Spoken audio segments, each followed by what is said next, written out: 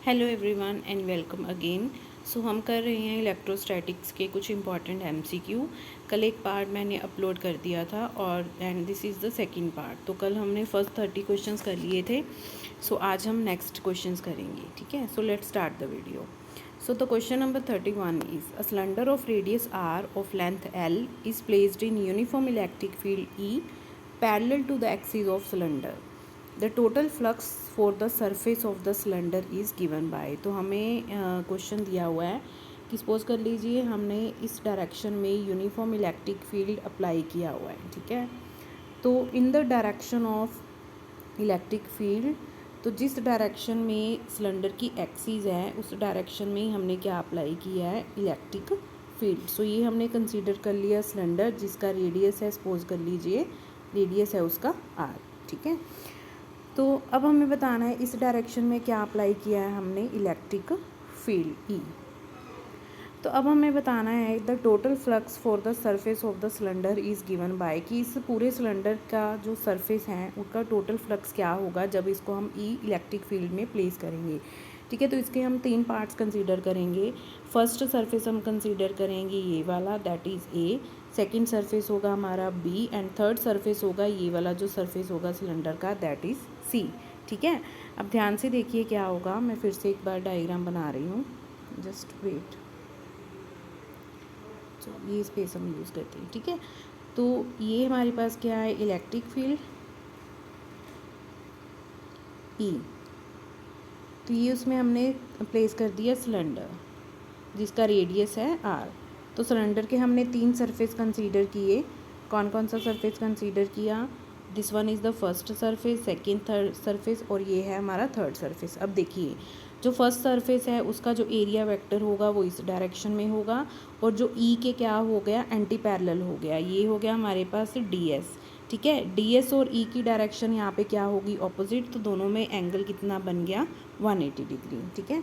Second surface के लिए जो हमारा डी एस है वो इसी डायरेक्शन में होगा, तो इन दोनों में एंगल कितना बन गया, 0 डिग्री। थर्ड सरफेस के लिए क्या होगा कि इलेक्ट्रिक फील्ड तो इस डायरेक्शन में है और जो डी एस है, एरिया वेक्टर है, वो हो गया इस डायरेक्शन में, तो दोनों में एंगल कितना बन गया, 90।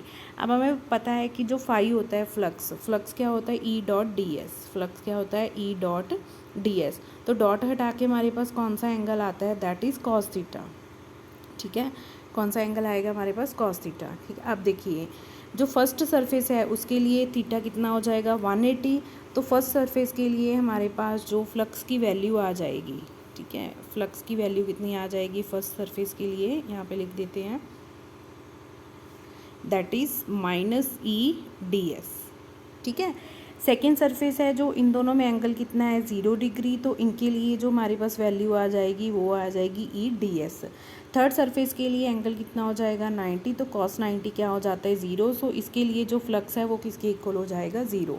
अब टोटल फ्लक्स फाइंड करना है, तो फ्लक्स हम कैसे फाइंड करना है, flux due to first surface, flux due to second surface plus flux due to third surface.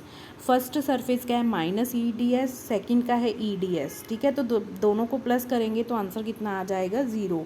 Third के लिए पहले ही हमारे पास आंसर कितना है, 0, तो 0 प्लस 0 किसके इक्वल हो जाएगा, 0। दैट मीन्स कि total flux through the surface of cylinder क्या बन जाएगा, 0। सो the option D is correct, ठीक है। तो ऑप्शन डी क्या आ जाएगा, इसके लिए करेक्ट आंसर आ जाएगा। Question number 32, electric field at a point varies as r not, ठीक है। तो हमें अब बताना है कि इनमें से किसके लिए जो इलेक्ट्रिक फील्ड है उसकी जो वेरिएशन है विद रिस्पेक्ट टू आर क्या है, आर 0, मीन्स वो जो इलेक्ट्रिक फील्ड है वो आर पे डिपेंड नहीं कर रहा। तो फर्स्ट है इलेक्ट्रिक डाइपोल। अगर आप इलेक्ट्रिक डाइपोल के लिए फील्ड निकालोगे तो फील्ड वो आएगा inversely proportional to r cube. अगर आप एक पॉइंट चार्ज का निकालोगे तो पॉइंट चार्ज के लिए वो आएगा inversely proportional to r square. अगर आप एक लाइन चार्ज के लिए निकालोगे तो वो आएगा इन्वर्सली प्रोपोर्शनल टू आर, ठीक है। जब आप a plane infinite sheet of charge के लिए जो उसका इलेक्ट्रिक फील्ड फाइंड करोगे तो वो आंसर कितना आता है, दैट इज़ मीन्स 0 नहीं आता, सॉरी, कि वो क्या होता है आर रेज टू पावर 0, कि जो इसका जो फील्ड है वो आर पे क्या होता है, इंडिपेंडेंट होता है, ठीक है। प्लेन शीट का जो फील्ड होता है वो कितना होता है, सिग्मा डिवाइडेड बाय ई कितना होता है, that is sigma by 2 epsilon naught. तो इसमें कहीं भी हमारे पास आर नहीं आ रहा है, तो मीन्स आर की वेरिएशन कितनी होगी, आर ज़ीरो।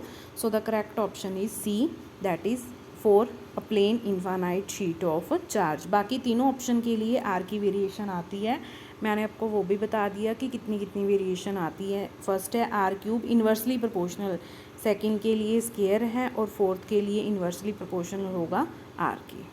ठीक है, next question, question number 33। A charge and electric charge is placed at the centre of A cube of side A.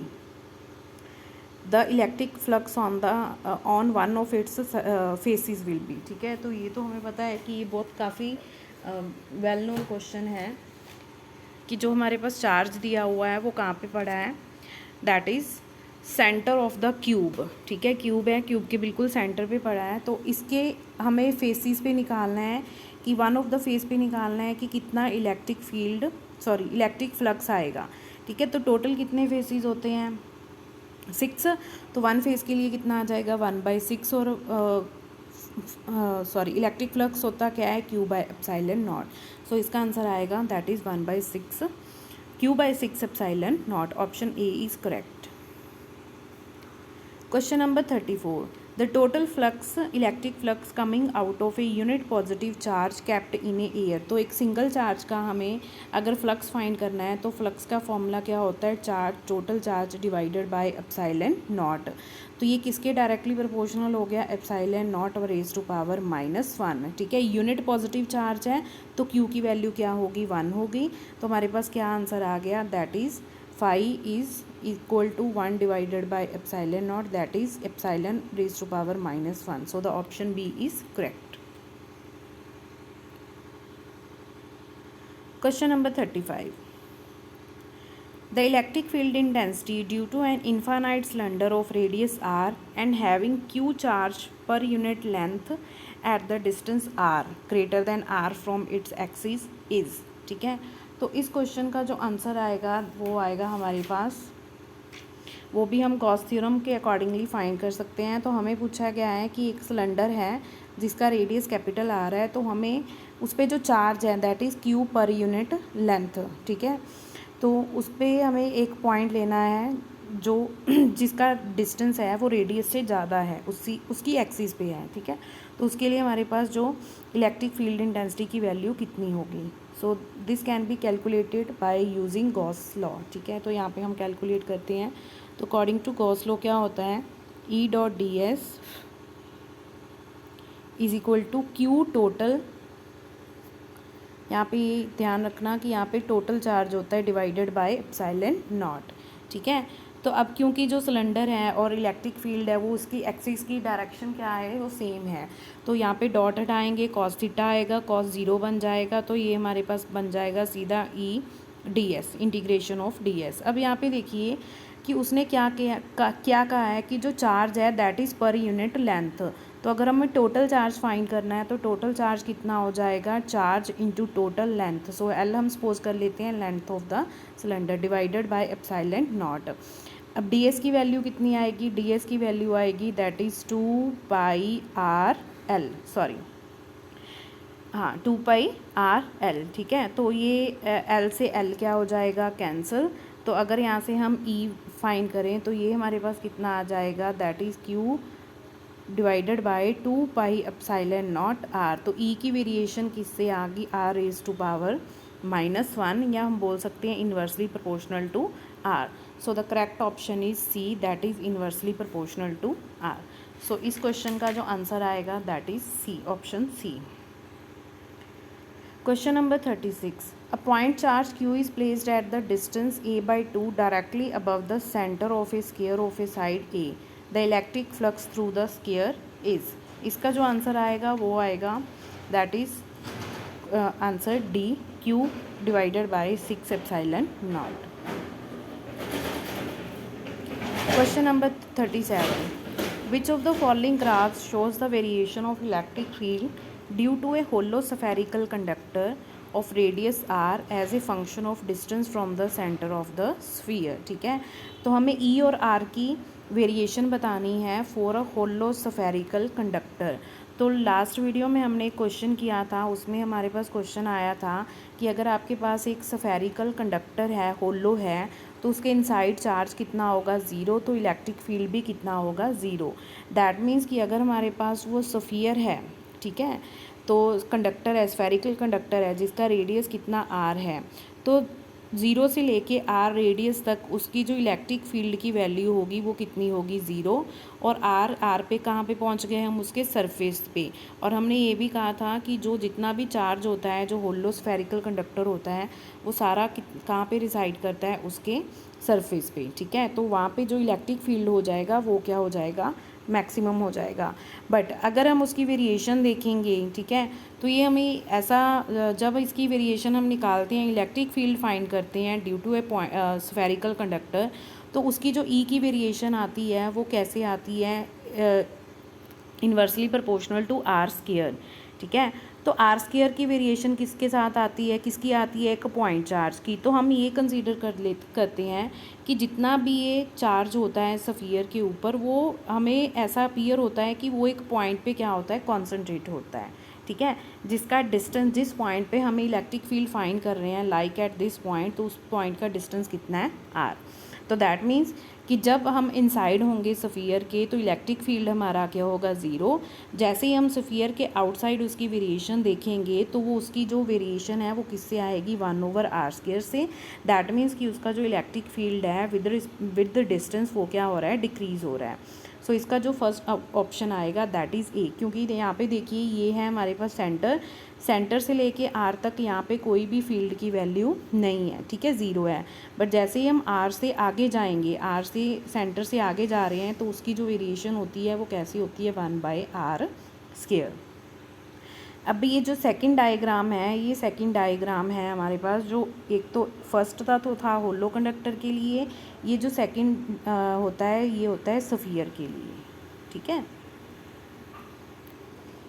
Question number 38, the magnitude of electric field intensity E is such that an electron placed in it would experience an electric force equal to its weight is given by, ठीक है।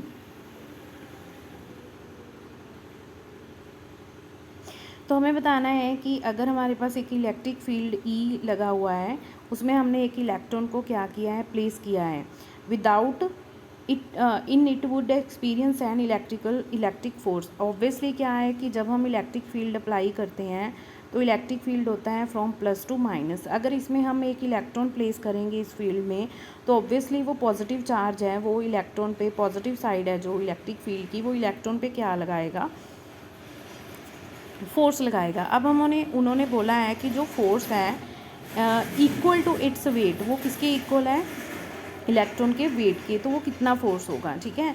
तो ये electron है, electric field में तभी balance होगा जब उसका जो फोर्स लग रहा है, force due to electric field कितना हो जाएगा, e into E.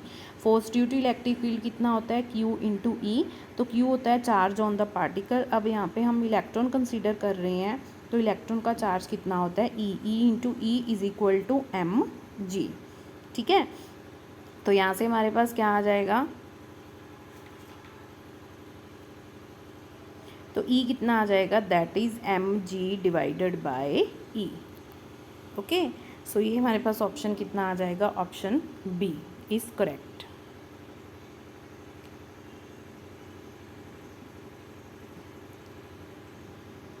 Question number 40, which of the following statement is correct, the electric field at a point is, ठीक है। तो हमें बताना है कि इनमें से electric field at a point के लिए कौन सी जो ऑप्शन है वो सही है, okay.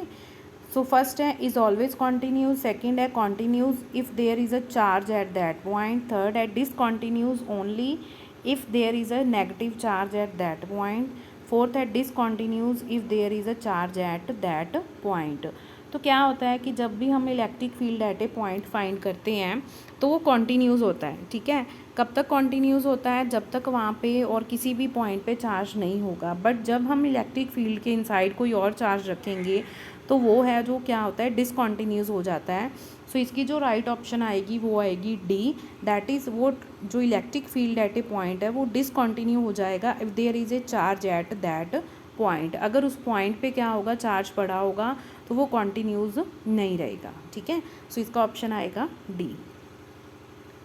Question number 41, a point charge plus q is placed at the distance d from an isolated conducting plane, the field at a point P on the other side of the plane is, ठीक है। तो हमें कहा है कि suppose कर लीजिए ये कोई कंडक्टिंग प्लेन है एट ए डिस्टेंस, तो इससे डी डिस्टेंस पे हमारे पास क्या पड़ा है, प्लस चार्ज पड़ा है, ठीक है। The field at a point P on the other side of the plane is, तो हमें बताना है कि वो प्लेन है कि उसकी इस साइड पे जो फील्ड है वो कितना होगा ड्यू टू डिस्चार्ज। तो हमें पता है कि जो पॉजिटिव चार्ज है, सबसे पहले तो ये देख लें, पॉजिटिव चार्ज का जो इलेक्ट्रिक फील्ड है that is in outward direction and perpendicular to the plane, ठीक है। वो आउटवर्ड डायरेक्शन में होता है और वो उस प्लेन के क्या होता है, वो परपेंडिकुलर होता है, ये हमने समझ लिया। तो अब हमारे पास क्या है कि एक सपोज कर लीजिए ये कंडक्टिंग प्लेन है, इसमें डी डिस्टेंस पे यहाँ पे क्या पड़ा है, प्लस चार्ज। तो प्लस चार्ज की वजह से जो इलेक्ट्रिक फील्ड होगा तो वो ऐसे होगा, इस प्लेन के क्या होगा, परपेंडिकुलर होगा, इस डायरेक्शन में होगा।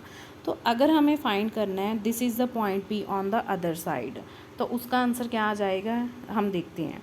सो फर्स्ट ऑप्शन है directly perpendicular to the plane and away from the plane. Second है directly perpendicular to the plane but towards the plane.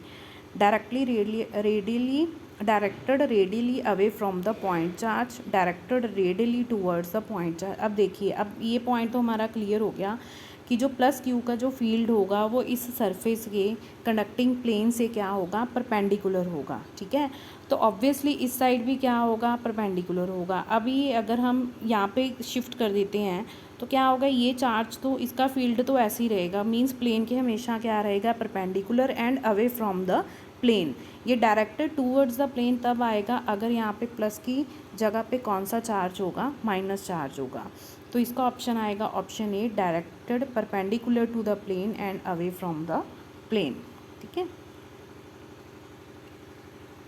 42, Gauss law will be invalid. Gauss law कब invalid हो जाएगा, तो ये तब इनवैलिड हो जाएगा if the inverse square law is not exactly true, ठीक है। So right option is B.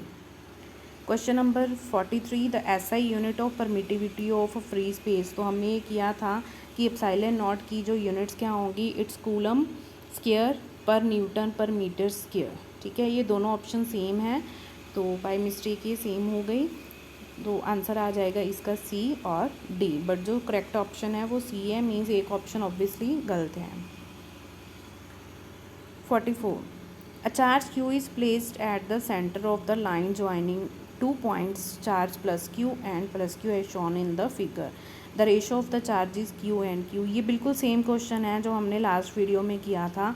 अब ये क्वेश्चन आप खुद करोगे, आपको क्या करना है कि दोनों चार्जेस का यहाँ पे q पॉइंट पे क्या फाइंड करना है, नेट फोर्स फाइंड करना है, ठीक है। उसको ज़ीरो के इक्वल कर देना है, तो वहाँ से सॉल्व करके आपके पास क्या आ जाएगा, q बाई क्यू। तो इसका जो क्वेश्चन नंबर 44 है, इसका जो राइट आंसर है दैट इज़ डी।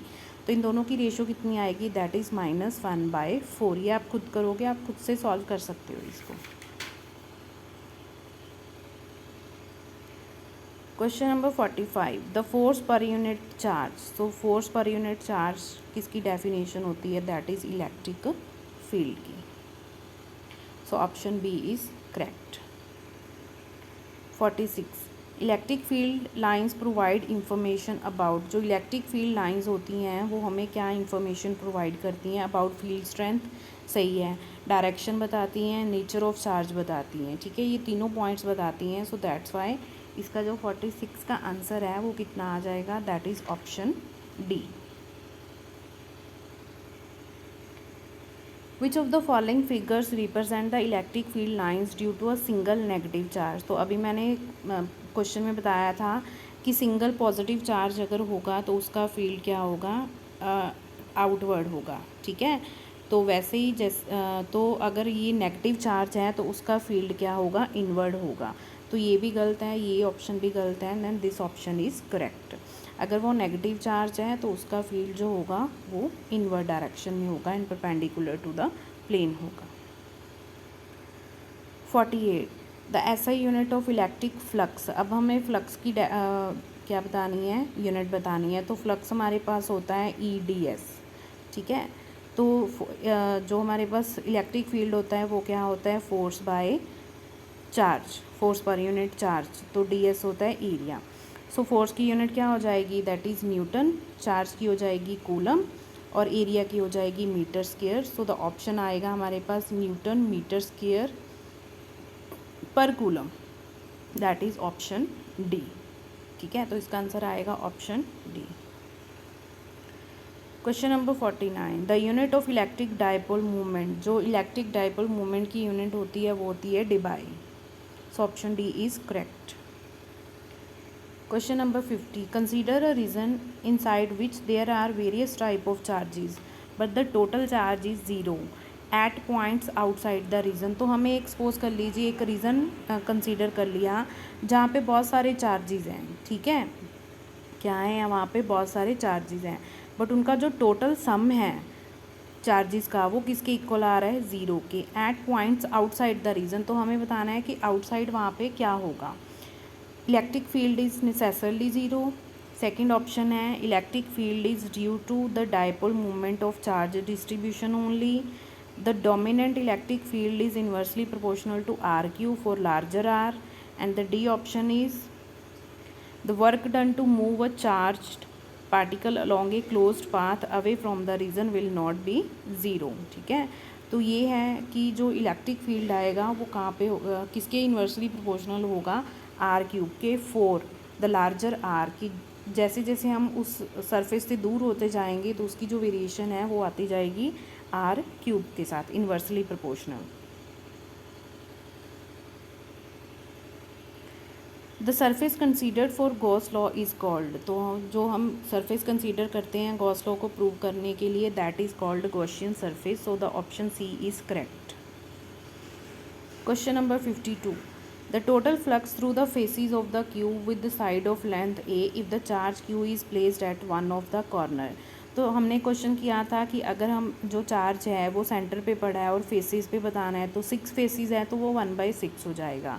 ठीक है, सिमिलरली अब जो चार्ज पड़ा है वो कहाँ पे है, एक कॉर्नर पे पड़ा है, तो हमारे पास कितने कॉर्नर्स होते हैं, 8 कॉर्नर्स होते हैं, वो चार्ज डिवाइड हो जाएगा 8 कॉर्नर्स में। तो इसका ऑप्शन आएगा that is q/8 epsilon not. ये सिंपल मेथड आपको बताया है मैंने, जिससे आप समझ सकते हो। तो बाकी कई बार क्या होता है कि ऐसे जो क्वेश्चंस हैं वो कंसेप्ट बेस्ड होते हैं, कहीं कहीं इनकी जो एक्सप्लेनेशन होती है वो काफ़ी डिफ़िकल्ट दी गई होती है। सो आप ऐसे इसको याद कर सकते हो। Question number 53, which of the following statement is not true about Gauss law. तो इनमें से कौन सी डेफिनेशन सही नहीं है। Gauss law is true for any close surface. Second है the term Q, the term q on the right side of the Gauss law includes the sum of all charges enclosed by the surface। ये statement सही है। Gauss law is not much useful in calculating electrostatic field when the surface has some symmetry। ठीक है, तो क्या होता है कि ये कॉन्ट्राडिक्टरी क्या है स्टेटमेंट है, क्योंकि गॉस लॉ है वो तभी हम उससे यूज़ करके इलेक्ट्रोस्टैटिक फील्ड कैलकुलेट करते हैं जब सरफेस की क्या होती है, सिमेट्री होती है। तो इन्होंने नेगेटिव में स्टेटमेंट दी है कि अगर सरफेस की कोई सिमेट्री है तो वहाँ पे गॉस लॉ यूज़ नहीं होता, नहीं, वहाँ पे गॉस लॉ यूज़ होता है। तो हमें कौन सी स्टेटमेंट बतानी थी कि इनमें से कौन सी स्टेटमेंट सही नहीं है, तो ऑप्शन क्या आएगा, सी स्टेटमेंट सही नहीं है, क्योंकि गॉस लॉ को हम यूज़ ही तभी करते हैं जब सरफेस की क्या होती है, कुछ ना कुछ सिमेट्री होती है। Okay, question number 54, 4 charges are arranged at the corners of a square A B C D as shown. The force on the charge kept at the centre O is. तो हमें बताना है कि ये जो अरेंजमेंट है यहाँ पे जो फोर्सेस हैं, टोटल फोर्स बताना है एट द सेंटर। बिल्कुल सिंपल है, ठीक है, साइड गिवन है, डायगोनल की लेंथ हम निकाल सकते हैं। तो सबसे पहले फोर्स की डायरेक्शन में आपको बता देती हूँ, आप ये सॉल्व कर सकते हो। ठीक है, तो हमने सपोज कर लिया कि जब भी कोई चार्ज यहाँ पे एक यूनिट पॉजिटिव चार्ज पड़ा है, तो जो ए का फोर्स होगा वो ए क्या करेगा, इसको रिपेल करेगा। So this is the direction of F A. C भी इसको क्या करेगा, रिपेल करेगा। So this is the direction of F C. अब क्या होगा, देखिए कि ओ ए और ओ सी जो डिस्टेंस है वो आपस में क्या है, इक्वल हैं। चार्जेस भी दोनों पे क्या है, इक्वल हैं। ठीक है, तो मीन सारी वैल्यूज़ इक्वल हो गई, फोर्सेस की वैल्यू क्या होगी, equal. And they are opposite in direction, दोनों की वैल्यू क्या होगी, F A is equal to minus of F C, तो ये एक दूसरे को क्या कर देंगे, कैंसिल। हो गया ये सॉल्व, ठीक है। अब हमारे पास कौन से चार्जेस बच गए, -2q and +q, B and D. अब जो बी है वो इस पे इस डायरेक्शन में फोर्स लगाएगा, रिपेल करेगा, और जो डी है वो इसको क्या करेगा, अट्रैक्ट करेगा, एफ डी। तो वो टोटल फोर्स जो आ जाएगा at point O, that is the sum of force due to charge B plus force due to charge D. बिल्कुल सिंपल है। अब आपको एफ बी की और एफ डी की वैल्यू फाइंड करनी है और यहाँ पे क्या करनी है, सब्स्टिट्यूट करनी है, प्लस करना है, आपके पास आंसर आ जाएगा। मैं आपको आंसर बता देती हूँ, इसका जो आंसर आएगा, हाँ लो, ये तो सॉल्व करना ही नहीं है, सॉरी, इसमें तो हमें सिर्फ ये बताना है कि जो डायरेक्शन है वो कहाँ पे है, ठीक है। तो डायरेक्शन हमने कहाँ किस साइड पे निकाली है, टोटल इस साइड पे आएगी, तो ये बन गई along the diagonal B D, ठीक है। So the C option is correct. Solve तो करना ही नहीं है, इसमें सिर्फ हमें फाइनल फोर्स की जो टोटल फोर्स है उसकी क्या बतानी थी, डायरेक्शन बतानी थी। तो वो डायरेक्शन आएगी along the diagonal B D. अगर ये डी बी लिखा होता तो ये गलत हो जाता, ठीक है, क्योंकि जो उसकी डायरेक्शन है वो बी से स्टार्ट होके डी की तरफ जा रही है। Question number 55, calculate the flux through the cuboid shown in the figure for E is equal to E naught y. तो सिंपल है, इसमें कोई डायग्राम नहीं दिया हुआ है, तो फ्लक्स फाइंड करना है। फ्लक्स क्या होता है, ई डॉट डी एस, ठीक है। तो यहाँ पे एरिया हम कंसीडर कर लेंगे क्यूबॉइड का, क्या हो जाएगा, ए बी सी, तो इसका आंसर आ जाएगा E not A B C. So the option, correct option is A. Question number 56, अब ये 3-4 क्वेश्चन हैं, ये सॉल्व करने वाले हैं, ठीक है। मैं आपको हिंट बता दूंगी, आप इसको ईजिली सॉल्व कर सकते हो। अगर आपको फिर भी कोई दिक्कत आती है तो आप मुझे टेलीग्राम ग्रुप में आप बोल सकते हो, किसी भी क्वेश्चन का अगर आपको डाउट है तो वहाँ पे आप क्लियर कर सकते हो, ठीक है। तो इसमें क्या है कि an electron is rotating around an infinitely positive linear charge in a circle of radius 0.1 metre. If the linear charge density is 1 microcoulomb per meter, then the velocity of electron in meter per second will be, ठीक है। ये मैंने solve नहीं किया अभी, तो आप अगर सॉल्व करके देखना, अगर आपका सॉल्व नहीं हुआ, ठीक है, तो मैं आपको सॉल्व करके बता दूंगी। इसका जो आंसर आएगा वो आएगा ऑप्शन ए। ये बाई चांस मुझसे छूट गया, ये मैंने अभी सॉल्व नहीं किया, बट इसका ऑप्शन क्या आएगा, ए आएगा। Question number 57, the force between two small charge sphere having charge of 1 into 10 raised to power minus 7 coulomb and 2 into 10 raised to power minus 7 coulomb placed 20 centimetre apart in air. बिल्कुल easy है, तो इसमें formula क्या लगेगा, F is equal to 1/4πε0 Q1 Q2 divided by R square. अब 4πε0 की value कितनी होती है, 9 इंटू 10 रेज़ टू पावर 9। दोनों चार्जेस की वैल्यू गिवन है और डिस्टेंस क्या है, 20 सेंटीमीटर। अब ये यहाँ पे ध्यान पे रखना है, 20 सेंटीमीटर है तो उसको पहले मीटर में कन्वर्ट करना है, फिर उसका क्या करना है, स्क्वायर, और इसको, इस टर्म को क्या करना है, सॉल्व करना है आपको। तो आपका आंसर जो आ जाएगा, ये आंसर आएगा आपका बी, ठीक है। ये भी कैलकुलेट करके देख लेना आप। Question number 58, two insulator metallic charge metallic spheres P and Q have their centers separated by a distance 60 centimeter. The radii of P and Q are negligible compared to the distance of separation. The mutual force of electrostatic repulsion if the charge on E. बिल्कुल easy है, distance given है, दोनों पे charge given है, again हमें force find करना है। Statement थोड़ी सी उन्होंने क्या कर दी, थोड़ी सी कॉम्प्लिकेट कर दी, otherwise the question is same as above. बिल्कुल सेम फॉर्मूला लगेगा यहाँ पे, दोनों पे चार्ज इतना है, दोनों पे डिस्टेंस गिवन है, ठीक है। तो फोर्स हमें फाइंड करना है, तो इसका जो सही ऑप्शन आएगा 58 का, वो आएगा हमारे पास option B. Question number 59, an electric dipole is placed at an angle of 30 degree with an electric field of intensity this, it experience a torque of 4 newton metre. Calculate the charge on the dipole if the dipole length is 2 centimetre. Very easy question. ये हमारे पास है torque on, ये किस article से question है, torque on है electric dipole when placed in uniform electric field. तो उसका जो फॉर्मूला होता है टॉर्क का, वो होता है P डॉट ई। बिल्कुल ईजी है, डॉट हटा के हम क्या लगाएंगे, P E cos थीटा, ठीक है। P होता है लीनियर मोमेंटम, इसकी वैल्यू होती है Q into 2A, into E into cos theta. अब देखिए वैल्यूज़ कौन कौन सी गिवन है। एंगल गिवन है 30 डिग्री, ठीक है। इलेक्ट्रिक फील्ड की वैल्यू गिवन है 2 into 10⁵, this is 2 into 10⁵ Newton पर कूलम। टॉर्क कितनी है इस पर 4 न्यूटन मीटर, ठीक है। डाइपोल की लेंथ कितनी है, यहाँ पे क्या था, सेंटीमीटर। अब यहाँ पे कन्फ्यूज़न होती है, डाइपोल की लेंथ कितनी होती है 2a, तो 2a की वैल्यू ही कितनी होगी 2। अब ये सेंटीमीटर में गिवन है और बाकी सारी वैल्यूज़ क्या हैं, जो स्टैंडर्ड एसआई में गिवन है, तो ये आ जाएगा 2 into 10⁻²। Put all the values and solve, ठीक है। आपका ईजिली आंसर आ जाएगा, ये 59 क्वेश्चन का आंसर आएगा 2 milli coulomb. This is MC means milli coulomb, तो ये आएगा आपका आंसर 2 इंटू 10⁻³ कूलम। बिल्कुल इजी कैलकुलेशंस हैं, कोई कैलकुलेटर की ज़रूरत नहीं है, तो आप ये ट्राई कीजिएगा। क्वेश्चन नंबर 60 अगेन सेम है। इफ़ द डाइपोल मूवमेंट, अब यहाँ पे क्या गिवन है, dipole movement 2.57 into 10⁻17 centimetre is placed in electric field of, electric field given है such that the field lines are, angle given है, what the torque. अब हमें इसमें बताना है टॉर्क, बिल्कुल इजी है, ठीक है। P गिवन है, E गिवन है, थीटा गिवन है। अब यहाँ पे Q और 2a का कोई चक्कर ही नहीं है, सिर्फ हमें फाइंड करना है टॉर्क। सो टॉर्क का फॉर्मूला क्या है, PE cos theta. Substitute the values and solve, तो इसका जो आंसर आएगा वो आएगा, that is option number B। Okay, so जब ये ऐसे क्वेश्चन आ जाते हैं तो आपको घबराना नहीं होता, बिल्कुल। ये स्टेटमेंट देखिए, एक सिंपल से क्वेश्चन की स्टेटमेंट इन्होंने क्या कर दी, इन्वर्ट कर दी। तो वो आप जब हम एग्ज़ाम में बैठे होते हैं तो पहले ही हमें बहुत सारा स्ट्रेस होता है, तो ऐसे क्वेश्चन देखिए तो बहुत बड़ा क्वेश्चन है, नहीं मुझसे नहीं हो पाएगा, नहीं ऐसा कुछ नहीं होता। आप ध्यान से क्वेश्चन पढ़ो, लाइन वाइज क्वेश्चन पढ़ो, जो जो वैल्यूज़ दी गई हैं उन्हें लिखो, आपको साथ के साथ ही पता चल जाएगा कि इसमें कौन सा फॉर्मूला अप्लाई होगा।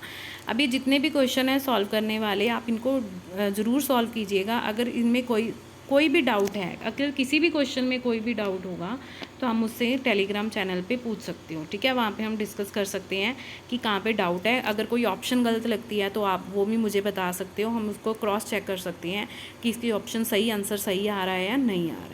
Okay, so that's all for today. ये थे हमारे सेकंड पार्ट हो गया, ये इलेक्ट्रोस्टैटिक चैप्टर्स के क्वेश्चंस थे। अब नेक्स्ट वीडियो में और जो हमारे टॉपिक हैं इलेक्ट्रिसिटी एंड मैग्नेटिज्म के, वो जल्दी वीडियो मैं अपलोड करूँगी। सो अगर आप कुछ लर्न कर रहे हो वीडियो को देख के, अगर आपको अच्छा लग रहा है then hit the like button and subscribe my channel for more videos and join the Telegram group also. So stay tuned for next video. Thank you.